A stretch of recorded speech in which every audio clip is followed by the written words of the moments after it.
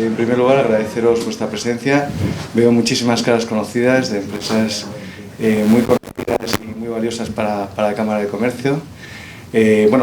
Contaros que este es uno de los primeros desayunos. Es un formato que pretendemos que sea utilizado prácticamente todos los meses.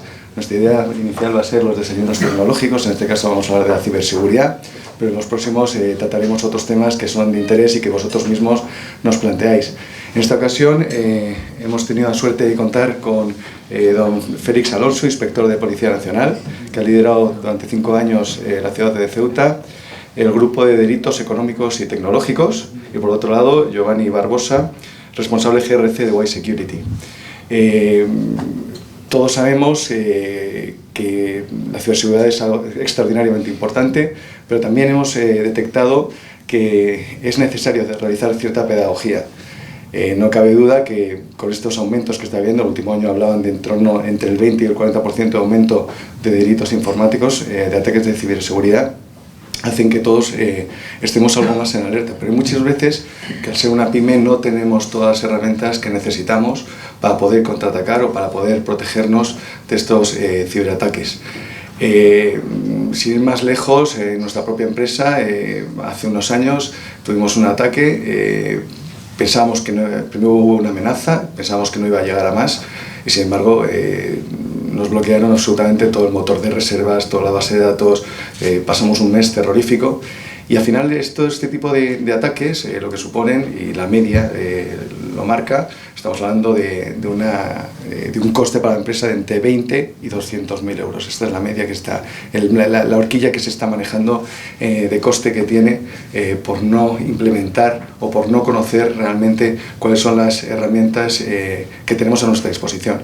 Desde Cámara de Comercio somos muy conscientes de esto, vemos que el mundo tecnológico cómo está avanzando y cómo está avanzando específicamente en nuestra ciudad y creemos que es fundamental crear ese centro de ciberseguridad para que todos estéis informados, para que podamos trabajar con vosotros el día a día y para que no nos dé miedo tampoco este riesgo. Sin más, directamente les voy a dar la palabra a los dos ponentes. La idea nuestra de este formato es que intercambiéis, que deis vuestras ideas, que preguntéis todo lo que necesitéis, que generéis un networking positivo e interesante para vosotros para que en los próximos eventos que hagamos sea tan atractivo la convocatoria como ha sido en esta ocasión. Muchísimas gracias. Vale, gracias.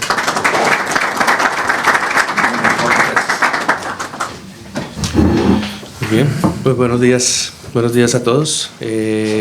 Yo creo que es una buena oportunidad para, en primera instancia, deliberar un poco y conocer un poco cuáles son situaciones que muy seguramente van a ser interesantes, sea ahora o sea en el futuro, de cara a entender qué está sucediendo, cómo nos podemos proteger y cómo también se puede colaborar, ¿no?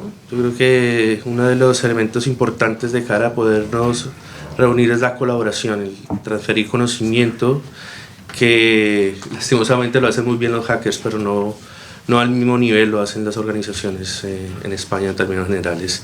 Yo creo que es interesante la oportunidad para que podamos deliberar, conocer un poco cuáles son inquietudes o preguntas que pueden llegar a ser relevantes, tal vez para todos, y bueno, empezar a dar un poco de contexto tecnológico. Por mi parte, yo soy responsable de gobierno, riesgo y cumplimiento. Dentro de este scope, pues trabajamos un poco la parte tecnológica, pero también un poco la parte de gobierno de la ciberseguridad. Y bueno, buscamos que sea un proceso bastante robusto para organizaciones, no solo grandes, pequeñas también, ¿no? No sé si quisieras continuar. Muy buenos días a todos, todas. Bueno, pues gracias por habernos invitado a esta ponencia. Cuando la he planteado, os doy una larga explicación de lo que hemos hecho, nos comemos una hora, o respondo un poquito a las inquietudes. Creo que es mejor lo segundo. Entonces, bueno, solo iniciar ahora, para no llevarme muchos minutos, que nuestro trabajo es la otra cara de la moneda. Es decir, más es una cuestión preventiva a nivel de empresas, porque hay unas cuantas patas para evitar lo que son los daños económicos que acaban con una empresa, y entre ellas están equipos informáticos, la inversión que hay que hacer en personal e información y luego lo que es el día a día, el no caer en pequeños fallos humanos, que eso lo sabemos todos, pero cuando te coge un estafador profesional te lleva por delante una gran inversión que ha podido hacer una empresa.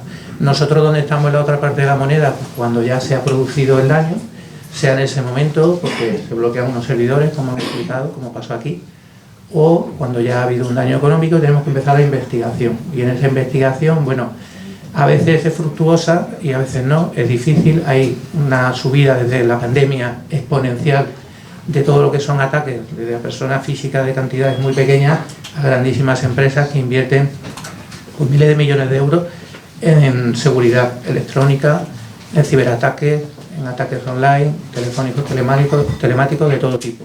Pero a la hora nosotros de investigarlo, pues si damos con la persona, pero se ha ido una gran cantidad de dinero y esa persona ya no está en España, por el tema online que todos conocéis, pues a la empresa en el fondo le da igual. Entonces, bueno, un poquito a demanda de lo que queráis ir consultando, sería cuáles son las cosas que necesitamos a nivel de un grupo de investigación tecnológico para recuperar el dinero, que en el fondo es lo que quiere cualquier empresario que pone una denuncia. Por un lado, el tema reputacional, que estamos hablando antes, que puede ser, si maneja muchos datos por ley de protección de datos y luego por la propia imagen de la empresa, pues puede ser el fin de una empresa. Y luego, por otro lado, recuperar el dinero. Igual que la policía, para hacer una investigación, crear líneas de investigación, lo que miramos, lo que seguimos es el dinero. Si sigues el dinero, normalmente da con el que ha hecho la estafa, pues la empresa, el particular, en el fondo lo que quiere es recuperar el dinero, porque si no se le va a la empresa, se le va a la economía y se le va a su vida, ¿vale? Entonces, bueno, hasta aquí, claro, si queréis podéis tomar la palabra. Me gustaría que fuese lo más dinámico posible y voy a intentar dar las contestaciones más cortas, y luego qué es lo que se necesita, que pues, algunos de los que veo por aquí han pasado por el grupo, son cosas muy sencillas, pero que siempre olvidamos, ¿vale? Muchas gracias.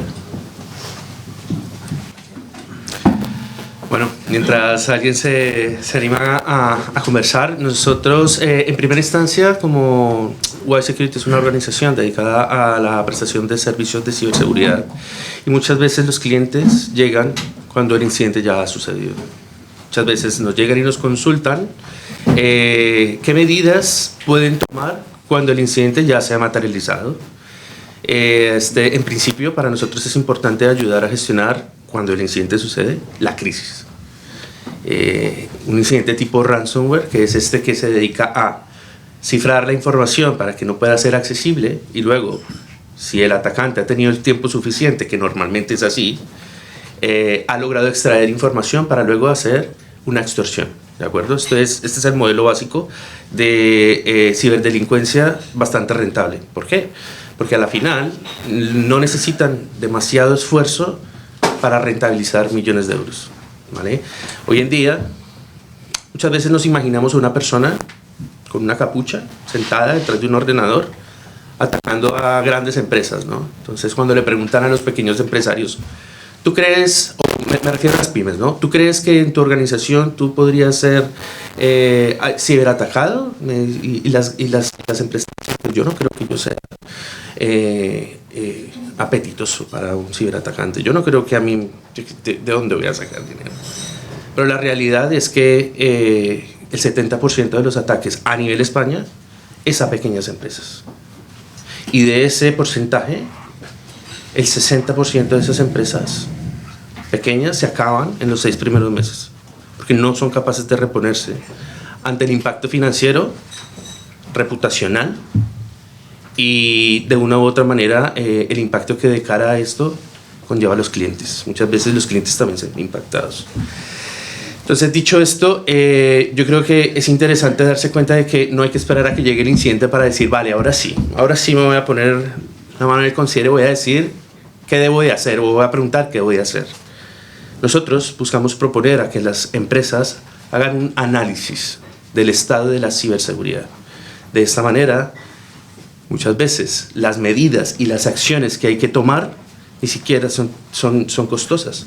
Muchas veces las acciones que tiene que tomar una pequeña empresa es, oye, activa el doble factor de autenticación en tus servicios de correo electrónico. Y eso, en muchos casos, es gratuito. Lo que pasa es que no se hace.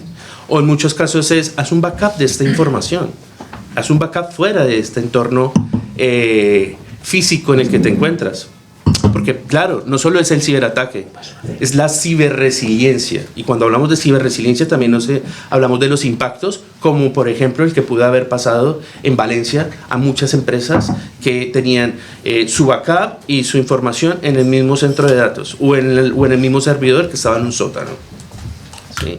Y esto es común que pase en las pequeñas empresas porque son situaciones que no empiezan a tener una real inversión hasta cuando hay el impacto. Entonces, lo que buscamos promover es, hay que hacer un análisis, aunque sea básico, del estado de la ciberseguridad de manera holística. No es solo el servidor, no es solo el ordenador, es la gente. Es dónde tenemos la información.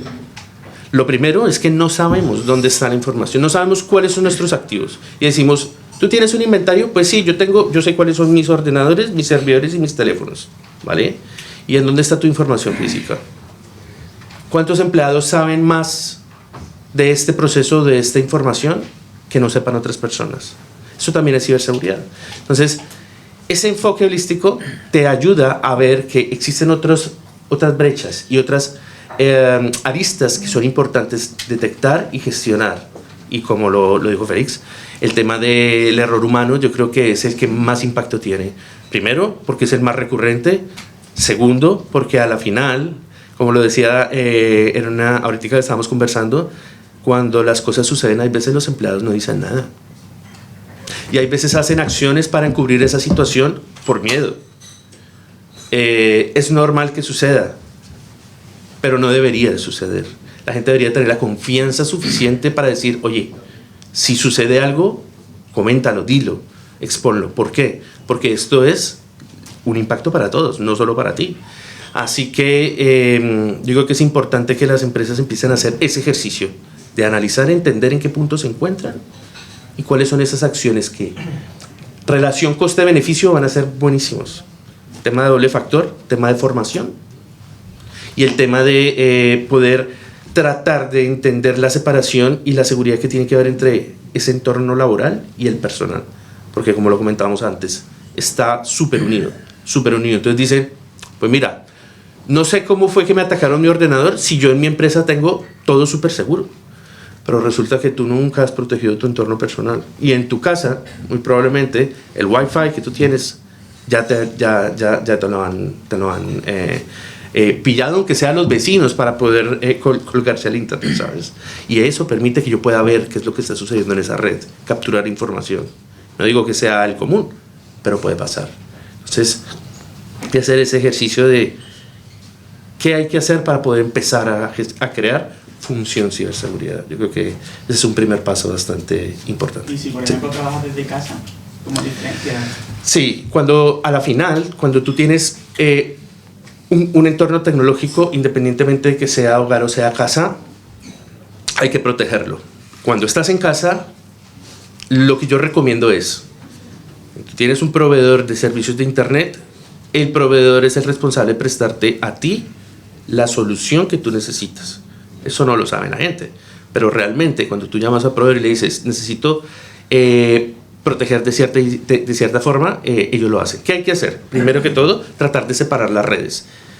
Tú puedes segmentar la red de hogar y decir, yo acá tengo un pequeño segmento en donde me conecto con mi ordenador de trabajo y solo estoy yo en este segmento, y tengo otro que es donde está mi entorno personal, mi televisión, el ordenador de mis hijos o lo que sea que yo esté usando. Esta pequeña separación ya te ayuda, porque si tu hijo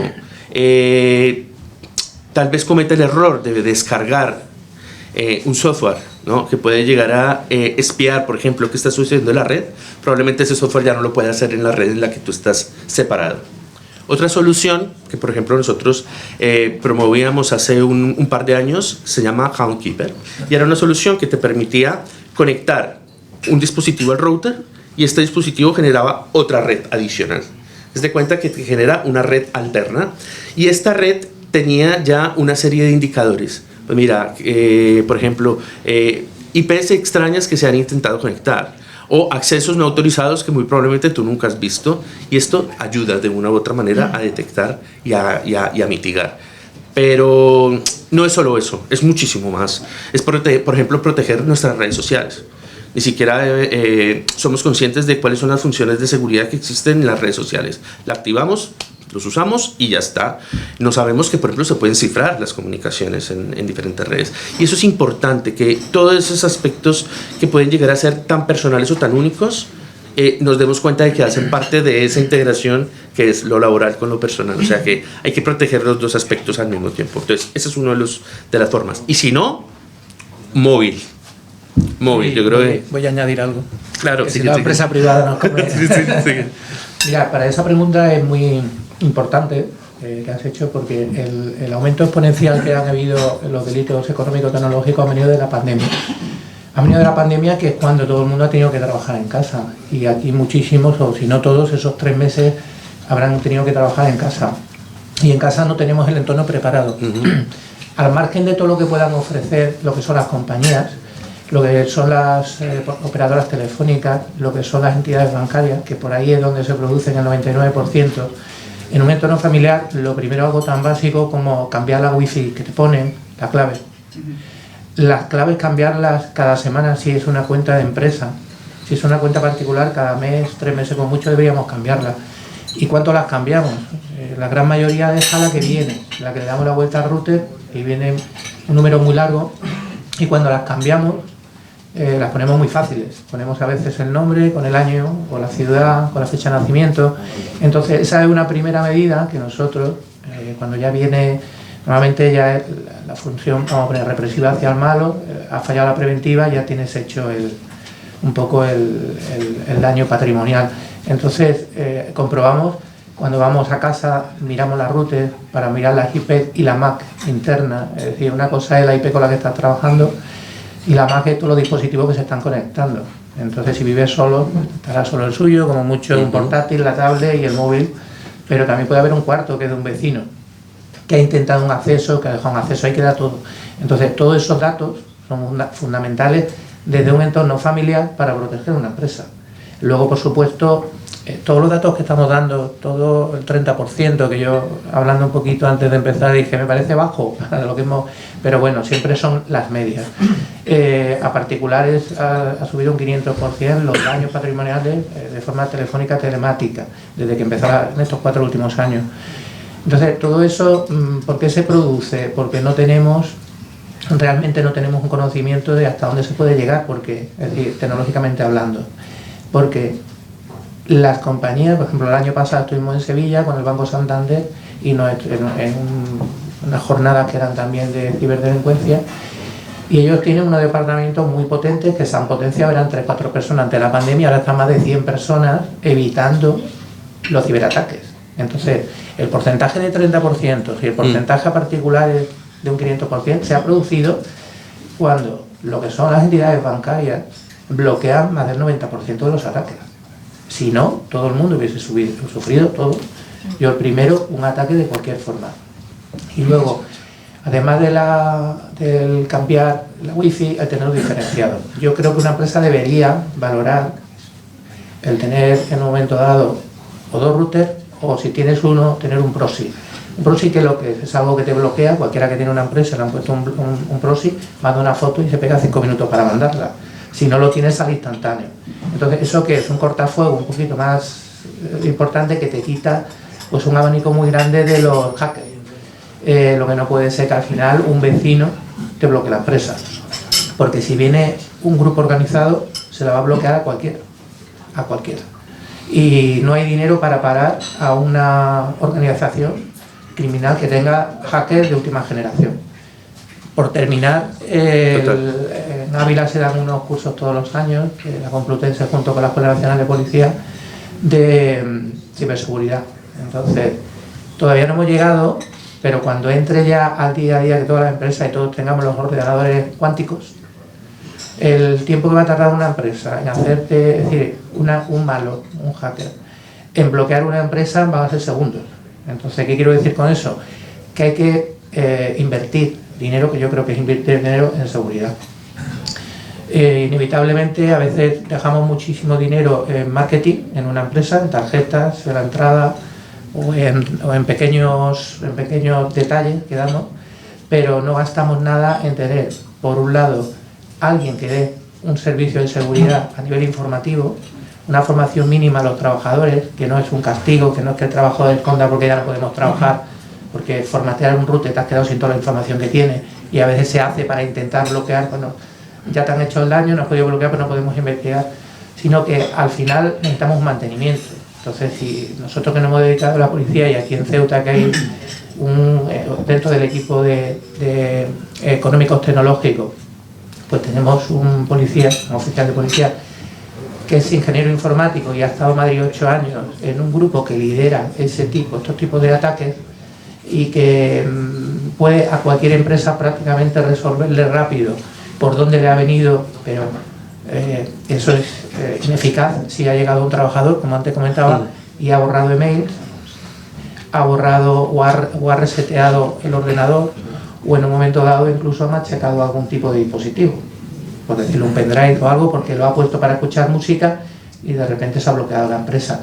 Entonces yo creo que va todo de la mano, hay que invertir, hay que tener alguien, ¿no? Como la policía, que en un momento dado no te va, pero no te va, que quieres imprimir algo, o abres un correo, se bloquea, se pone en bucle, y lo que necesitas es que venga pues un informático y le eche un vistazo. Yo creo que las empresas cada vez más necesitan invertir en algún tipo de mantenimiento, porque yo sé que eso todo gastos, pero esto tiene que ser una concienciación en la cual algo que sea viable, de que de repente te ocurre, que venga primero por la parte privada, porque es imposible, no puede haber el compañero que tenemos que vaya a cada empresa cuando de repente no podéis abrir el correo o se bloquea la página online.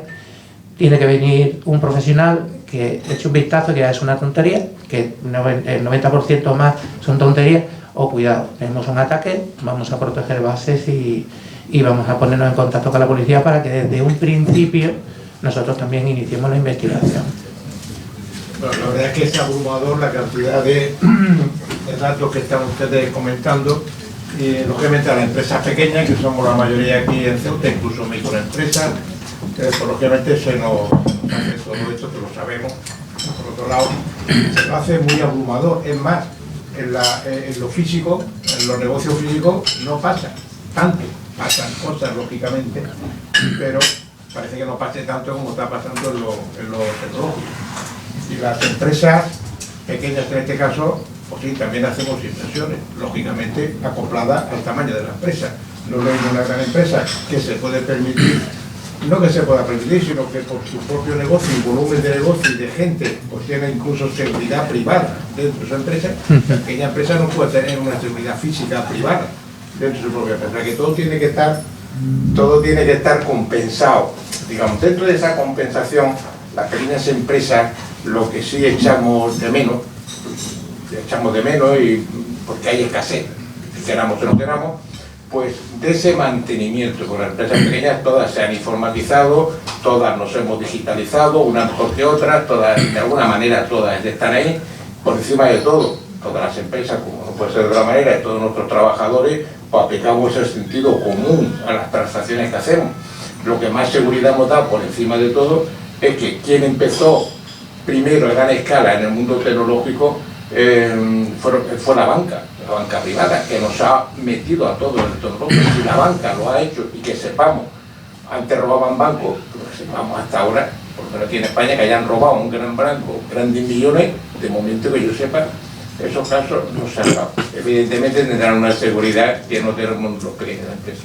Pero las pequeñas empresas, pues sí, queremos estar lógicamente de la mejor manera cubiertos por nuestros trabajadores, por nuestro negocio, por nuestros clientes, obviamente que sí, pero echamos en falta, y aquí a lo mejor, echamos en falta esas empresas que por un mantenimiento, con las empresas pequeñas estamos acostumbradas todas a pagar mantenimiento, todas pagamos mantenimiento de telefónica, mantenimiento de ordenadores, o sea, pagar una cantidad más que dispongamos para tener un mantenimiento en ciberseguridad, pues claro que lo pagaríamos. Pero ¿dónde están esas empresas que nos hagan ese mantenimiento en ciberseguridad? Sí, es difícil encontrar un buen partner, porque es que no se trata de una empresa que te presta un servicio de mantenimiento solamente, se trata de una organización que se vuelve socio de negocio desde el punto de vista de yo te protejo. No hay muchas empresas especializadas. De hecho, en Ceuta creo que no hay empresas de ciberseguridad. Muchas veces se tienen que contratar desde Madrid, desde Barcelona, y muchas veces eso dificulta la comunicación y la gestión con los clientes. Sin embargo, yo creo que hay que hacer este es un buen foro para hacer eco precisamente de cuáles son esas organizaciones, cuáles son esas empresas que en diferentes niveles pueden prestar servicios, sea a un nivel básico desde el punto de vista de soporte, o sea a un alto nivel hasta el punto de vista de gestión de crisis o recuperación de la información, por decirlo de alguna manera. Pero ¿qué pasa? Que como dices tú, hay esto periódico, ojalá anual, dentro de lo que es el gasto general de la organización, y esto lo vería más como inversión, de cara a que ese retorno a la inversión se vea, se pueda materializar cuando el incidente se mitigue, es decir, se detecte a tiempo y se evite la filtración de datos, que es lo principal, y luego el cifrado de esa información. Es difícil encontrar esas organizaciones, por eso nosotros nos estamos acoplando a que existan diferentes soluciones, como lo puede ser el Centro de Alta Tecnología que se está implantando en Ceuta. Esa es una gran oportunidad para que las pequeñas empresas entren a ese portfolio de servicio y vean cuáles pueden llegar a ser medidas básicas y que vayan avanzando y evolucionando, porque los ciberatacantes lo hacen y lo hacen de manera muy organizada.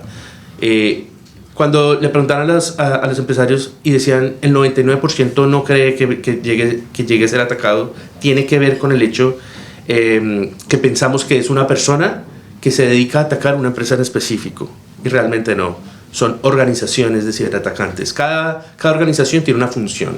Está la organización que se dedica a capturar la información, y eso lo hacen haciendo ciberinteligencia, buscando información o llamando a la gente y preguntándole cosas. Existe el que entra al sistema de información, existe el que roba la información y existe el que la vende en internet. O sea, es un grupo y son grandes organizaciones muy financiadas. ¿Por qué? Pues porque los ciberataques, por ejemplo, en grandes empresas están entre el 1 y el 2% de la facturación del revenue total. Entonces, en una gran empresa como Telefónica, como Iberdrola, que han sido atacados, si llegasen a hacer el pago de la extorsión, estamos hablando de millones de euros que se ganan ellos. Entonces, es muy rentable para los ciberatacantes. Pero no es solo eso. El ataque a veces es el error de la persona abriendo ese correo que no era para esa empresa, es para cualquier empresa que lo abra. El ataque va para toda la superficie que se pueda exponer, y el ciberatacante lo que busca en esa base de datos es: me pusieron un usuario y una contraseña acá, voy a mirar de qué empresa es. Pues mira, con este usuario y esta contraseña puedo acceder a un servidor. Pues mira que puedo hacer bastante aquí, ya me puedo meter a los sistemas de la organización. ¿Era esa empresa la que querían ciberatacar? No, simplemente por casualidad cayó que alguien hizo clic en ese phishing, ¿vale? Entonces, esa inversión tiene que ir de la mano con, primero, cuál es mi superficie de exposición, porque no es lo mismo tener una tienda física a tener un servicio en internet, como lo puede ser un hosting de internet, ¿no? Un servicio web en donde está expuesto ahí todo el tiempo y ahí siempre hay ciberataques y por ahí pueden entrar. Y una pregunta, ¿hasta qué punto las extorsiones son verdad? Las extorsiones desde el punto de vista de robo de información. Claro, por ejemplo, a mí me ha llegado de todo tipo, por ejemplo. Y de hecho me han llegado hasta escribir desde mi propia cuenta de correo electrónico, es decir, que el correo que me llega es el mismo que yo tengo contratado. Ese ciberataque, claro. Ese ciberataque fue hace unas semanas, pero fue súper masivo. A todos, yo creo que al 50% de los que estamos acá, tal vez no lo sepan, llegó ese correo. Por ejemplo, yo que sé, por ponerte un caso, ¿no? Bueno, la verdad que a este no le hice mucho caso porque la verdad que me llegó a spam y pasó 3 meses y yo creo que el pobrecillo que me atacó se olvidó ya, ¿sabes? Pero, por ejemplo, ¿no? Que te llega de correo electrónico, con el mismo correo electrónico, y te dice, oye, pues mira, pues tengo acceso a tu dato a lo mejor de tu cámara del ordenador, y si no me hace una transferencia a lo mejor de 30.000 euros, voy a compartir esos datos, no sé qué, no sé cuánto. Pues eso hasta qué punto será. El 99% son falsos. Son falsos. O más. Son falsos porque son masivos. Y eso se puede mandar a 20.000 correos electrónicos y empezamos a gestionar los que contestan. y luego del 99, si es uno cierto, el daño que va a hacer ir pagando, porque ir pagando no vas a parar de pagar. A ver, el que más se da, el típico de tenemos imágenes comprometidas sexuales, si no pagas, las mandamos a todos tus contactos. Bueno, pues ahí no paras de pagar. Y no las tienen, se mandan de forma masiva, lo mandas a 50.000 personas y con que 500 personas contesten a gestionarlas. Ahora, con eso no estamos diciendo que tenemos que no dar importancia ninguna, porque también se puede hacer un mínimo rastreo. Por ejemplo, a nivel policial, cuando venís, y yo el tiempo que he estado muchas veces, no hay daño patrimonial, pero si ha llegado un correo raro, un WhatsApp raro, una llamada rara, simplemente poniendo el correo en bases que tenemos de investigación, sale si ha sido masivo en España. Entonces sale que ese correo hay 50 denuncias y ninguna de ellas han atacado el servidor de la empresa. Pero todas ellas, ha habido muchas personas que han puesto encima de la mesa o han hecho transferencias o han comprado Bitcoin, depende un poquito, por cantidades muy grandes, hasta que ya no tienen más y vienen y denuncian. ¿Vale? Pero un porcentaje enorme son falsas. Y luego, con lo que comentabas antes, hasta que cierto punto todos invertimos, es cierto. Yo creo que donde más se tiene que invertir es en el personal. En Ceuta, las más grandes que yo he visto en Ceuta, que han sido empresas, pero también han sido a instituciones y cantidades bastante grandes, que pasan de 5 o 6 dígitos, todas ellas han sido por fallos humanos. Y todas ellas han sido por lo que antes comentaba, el man in the middle, es decir, hay un intermediario que te coge un correo electrónico, que igual lleva un mes para cogerte el correo electrónico, y en el último momento de un contrato o servicio quiere pedir un cambio de cuenta. Es lo único. Y esa es la que más se da. ¿Cómo se evita eso? Para eso ni tecnología. Eso es un factor humano. Y un factor humano es decir, no se puede, por ejemplo, cambiar un número de cuenta si no contactamos físicamente con la empresa, pero físicamente, que nos ha hecho el servicio o que le hemos hecho el servicio, depende un poco, ¿no? Porque el daño se da por los dos lados. Hay veces que mandáis el dinero y no ha llegado y la otra empresa pide otra vez el dinero. Y viceversa, os han mandado el dinero, no llega y esa empresa dice lo hemos mandado. Y ahora nosotros tenemos que empezar a ver a cuál de las dos empresas le han atacado el servidor. Porque quién al final, el año pasado en un curso último que hice antes de dejar el grupo en León, que está el INCIBE, que es el Instituto Nacional de Ciberseguridad, pues a nivel judicial, ¿dónde están los problemas de la investigación? Pues quién es competencia, y claro, yo puedo preguntar aquí quién es competencia. Si has hablado por teléfono y se ha producido una estafa, el juzgado de Ceuta o el juzgado de Coruña, porque nos podemos ir también fuera de España, que muchísimas son fuera de España. Entonces, a la vez de quién investiga, es decir, de quién judicialmente lidera ese proceso, también está qué grupo investiga de la policía. Y a veces perdemos ahí bastante tiempo. Y ahí están intentando armonizar quién desde un primer momento lidera esa investigación, porque los primeros momentos son cruciales, sobre todo para recuperar el dinero. Y por otro lado, de lo que estaba comentando, hemos tenido la pandemia, han venido muchas ayudas, subvenciones de todo tipo, créditos ICO, ahí se han producido muchísimas estafas. Y no sé aquí si en la mesa hay alguno que le haya ocurrido, pero los ataques son constantes y cuando te coge un estafador profesional de los que antes te hacía el tocomocho y hoy en día, o los 3 meses que estuvieron en casa, han aprendido a hacerlo por internet, es muy difícil escapar. Entonces ahí son protocolos muy rígidos para los empleados de cosas que no se pueden hacer, al punto de que se juegue su patrimonio si lo hace. Igual que un empleado tiene unas normas para la cantidad máxima que puede admitir en metálico, pues también tenemos que entrar un protocolo para quién dice si se cambia el número de cuenta de la empresa que tenemos que mandar o de la empresa que nos tiene que mandar una transferencia, por ejemplo. Yo creo que eso no cuesta mucho dinero, es concienciación y formación.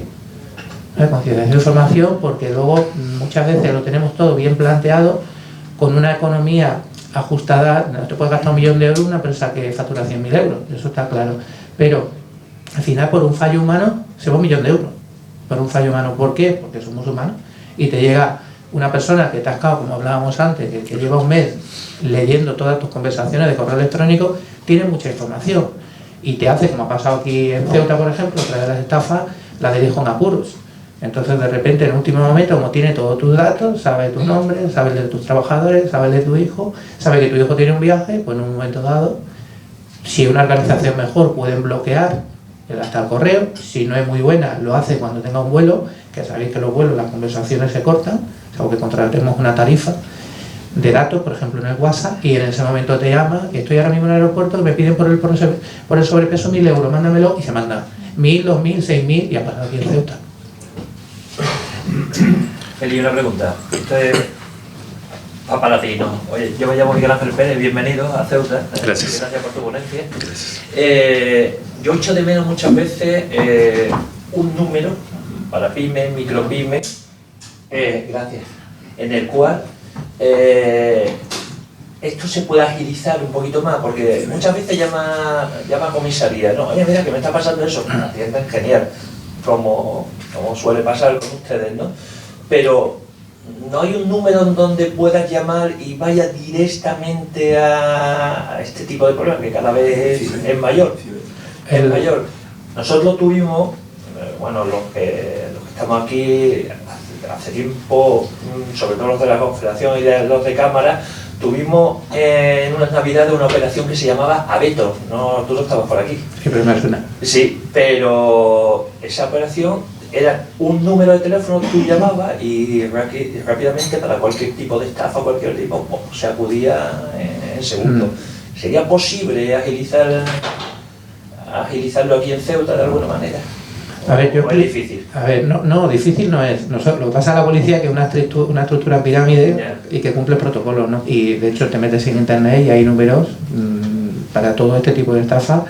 Incluso hay para denuncias anónimas, cuando te llega un correo de que te están haciendo por ejemplo lo que he dicho antes, y que entra en la esfera muy privada, ¿no? Que tengo fotos comprometidas, te has metido en un perfil, lo voy a mandar a la policía, y es falso, pero hay una forma que está estructurada entrando a la página de la policía con un número de teléfono y más, pero los teléfonos es lo malo, que los teléfonos cuando está bloqueado, Ceuta es una unidad pequeña, y yo cuando he estado ahí de forma constante han estado pasando particulares y empresas y administraciones cuando de repente se pegan el susto. Y yo creo que más o menos hemos atendido, si no hay cola de espera, no hay cita previa. Cuando uno ha ido a una oficina de denuncia y la oficina de denuncia ha visto que se empieza a complicar la llama arriba económicos tecnológicos, incluso en un porcentaje grande hemos cogido y preferimos coger las denuncias nosotros, porque desde el principio estructuramos bien la información que necesitamos, y si hace falta hacer un trabajo de campo que se ha hecho tanto para empresas como para particulares, hemos ido a los domicilios, hemos ido a las empresas, hemos mirado los routes, y ahora a día de hoy se cuenta con un personal que está altamente cualificado, que no tiene los medios que tiene Madrid, es cierto, pero que cuando las cosas son bastante importantes hacemos una colaboración con Madrid, desde allí nos dirigen e incluso a veces se trasladan ellos y con métodos que tienen, porque estas investigaciones no son investigaciones que se puedan hacer a pico y pala. Para eso se necesita determinado tipo de material que haga búsquedas masivas, y luego también se necesita una conexión internacional. Es decir, un porcentaje grande de un ataque a una empresa no se hace desde España, y todo lo que sale de España se intenta trabajar con Europol e Interpol. Y luego hay, en Singapur está allí uno de los centros europeos más importantes para la lucha contra la ciberdelincuencia, no solo ya en formación, sino luego en trabajo real, de que te lo han hecho desde Francia y está allí el colega español con el francés y le está dando un número de cuenta a una empresa para que hable instantáneamente con Francia y le diga quién hay detrás de eso. Entonces, ese trabajo se hace. Yo lo que recomendaría, nuestro número está, pero yo creo que en un Ceuta sí se podría hacer. Yo de hecho lo elevo a la superioridad, a ver si lo estima conveniente, no quiero aquí prometer nada que no pueda cumplir, pero sí es cierto que Ceuta es una ciudad muy pequeña y que lo mejor que tiene Ceuta es que en 5 minutos estás hablando con los que llevan este tema. Eso en Madrid es inviable. Si un particular, una empresa que en Madrid quiere hablar con la Unidad Central de Ciberdelincuencia, es imposible. Es imposible. Y luego también, pues bueno, el trabajo que tiene el grupo aquí en Ceuta, que todavía sigue unido económico con tecnológico, que van de la mano, pero no hay nadie que haga un ataque tecnológico, prácticamente, quitando los delitos de daño, que te quieran hacer daño, pero normalmente tiene un componente económico. En Ceuta la gran ventaja que tenemos es que llegas a comisaría, si no conoces a nadie, llame a alguien que conoce a alguien, y al momento, oye, mira que le ha pasado esto, y nos damos una vuelta, y 2, y 3, y 50. Y se ha ido muchísimo, se han hecho seguimientos, ha habido estafas particulares con el Bitcoin terribles, que superan los 200.000 euros, y ha habido un seguimiento yendo a esa persona para intentar dar con los malos, y yo creo que la clave sobre todo está en que sea rápido, y en Ceuta se puede conseguir, ¿no? Porque es una ciudad muy pequeñita y es muy fácil hablar con cualquier administración rápido, y en la comisaría la disponibilidad que tiene el grupo económico-tecnológico es muy grande, y yo, por ejemplo, cuando estaba a punto de dejar el grupo, porque por determinadas circunstancias, hemos llevado 400 investigaciones a la vez, y aún así no se ha desatendido nunca, pues eso, que a una empresa le bloquea 100.000 euros y a lo mejor se le está yendo, llega la hora de pagar salarios y no tiene para 100.000 euros. Es un roto muy grande. Y eso ha ocurrido, y también ha habido transferencias aquí de la ciudad, el doble, que hemos tenido suerte porque las empresas y las entidades bancarias sí están echando toda la carne en el asador. Eso iba al hilo de lo que decía, no, ¿cómo nos acompaña? Es que se está haciendo, es que el daño que se hace es cuando ahora mismo las grandes operadoras con el 5G y luego las entidades bancarias han implementado mucho la seguridad.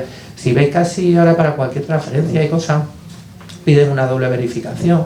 Nos llegan correos que ponen a veces sume la cantidad, súmele, imagínense su edad al número que le hemos mandado.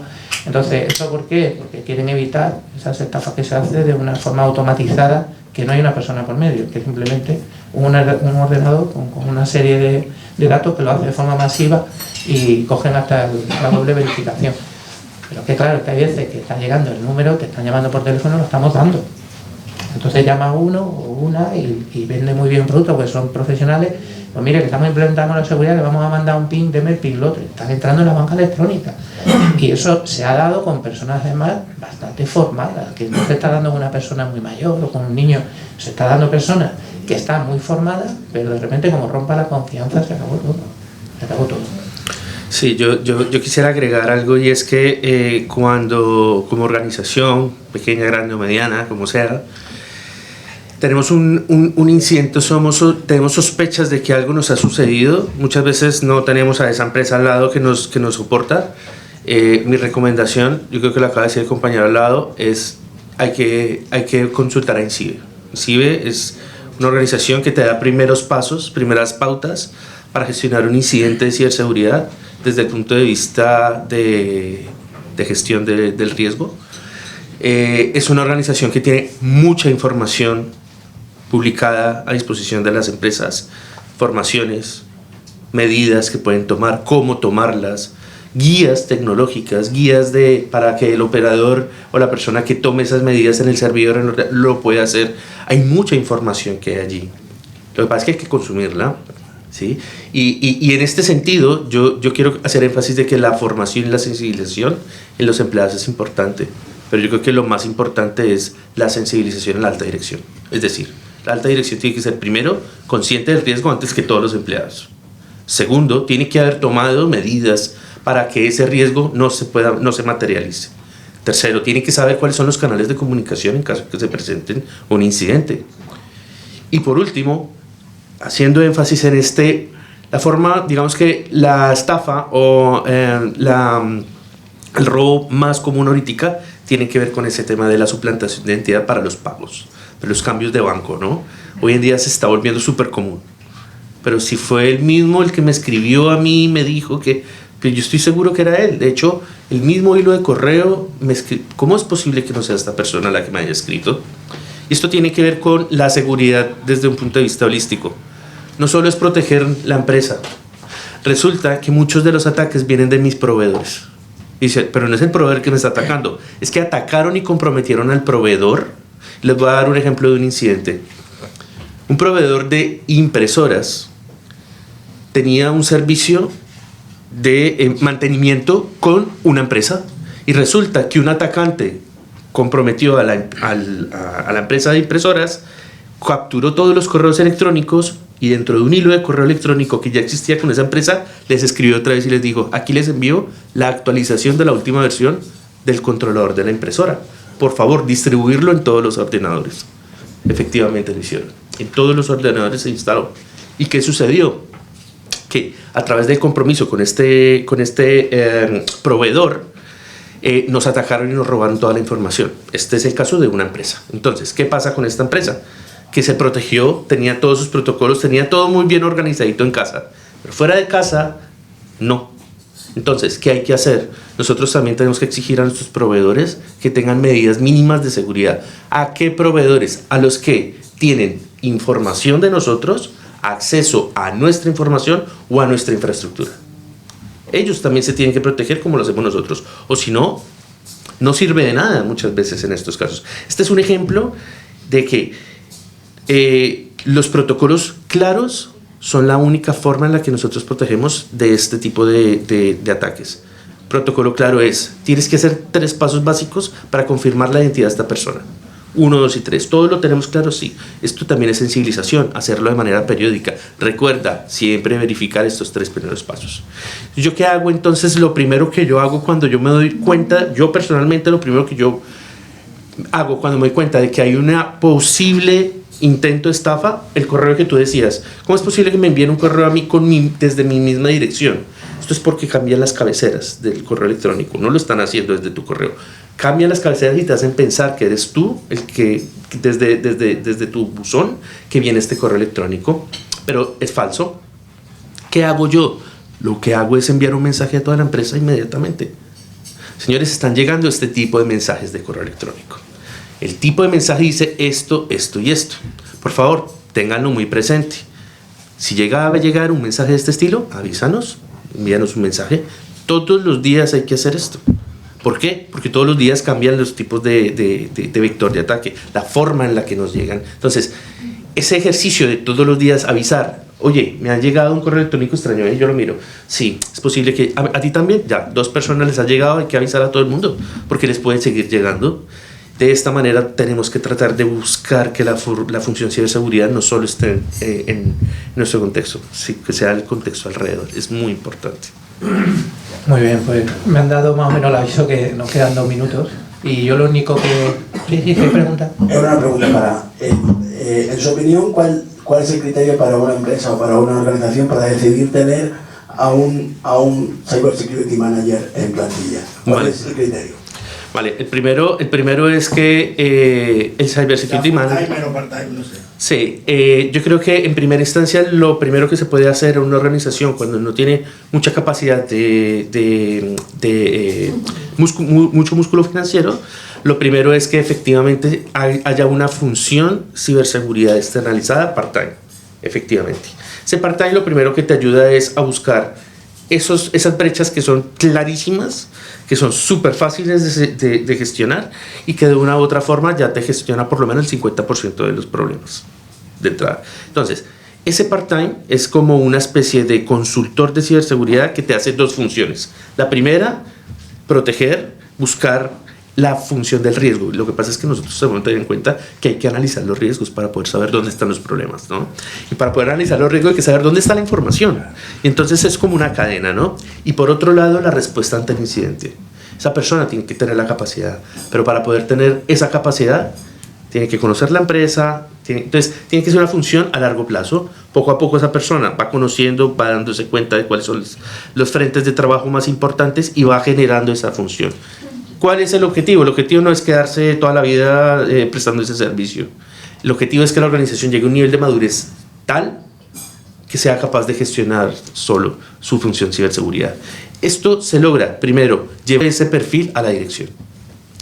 Ese perfil tiene que estar en la dirección, porque ya no es ese técnico que se encarga de revisar el ordenador, ya es una persona que tiene que tomar decisión a nivel estratégico y lo tiene que tomar en tiempo real cuando se trata de un incidente.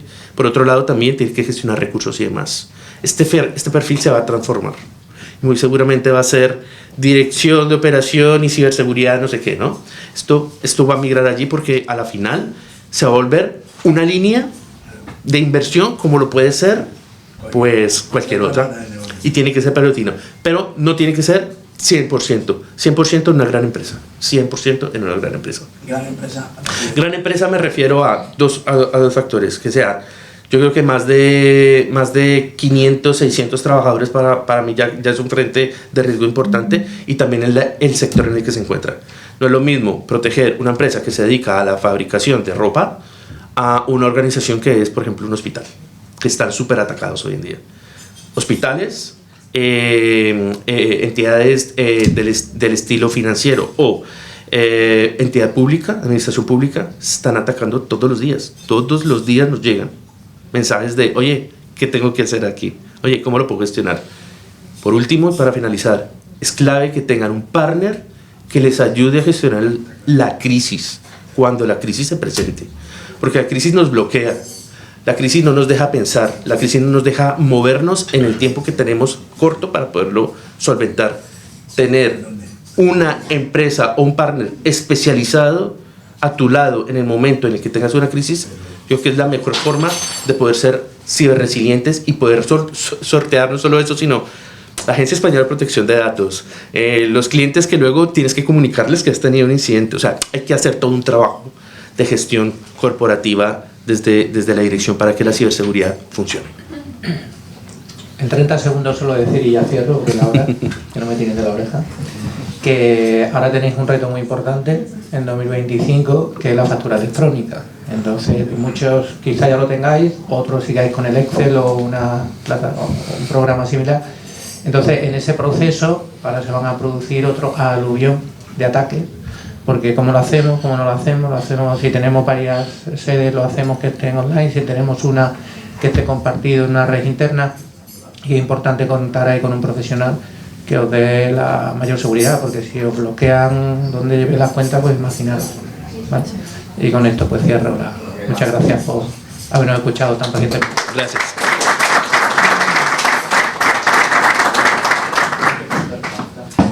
Bueno, muchas gracias por asistir. Aquí finalizamos con la jornada de ciberseguridad para autónomos y pymes. Agradeceros a todos los presentes vuestra participación, que no hubiera sido posible sin vosotros, y evidentemente agradecerles a nuestros ponentes, a don Giovanni Barbosa y a don Félix Alonso por su participación. Espero que sus aportaciones y todas las herramientas que nos han dado os sirvan pues, para fortalecer esa seguridad en vuestro negocio, en el entorno digital, como hemos estado comentando. Estos desayunos tecnológicos se irán haciendo a lo largo de este año, lo que queda, y para 2025 también, ya que ha comentado esa pincelada de facturación electrónica, tendremos algún desayuno tecnológico en esta materia de facturación electrónica. Y bueno, ya sin más afilaciones, os dejo que disfrutéis del desayuno y os espero en próximos encuentros. Muchísimas gracias. Gracias.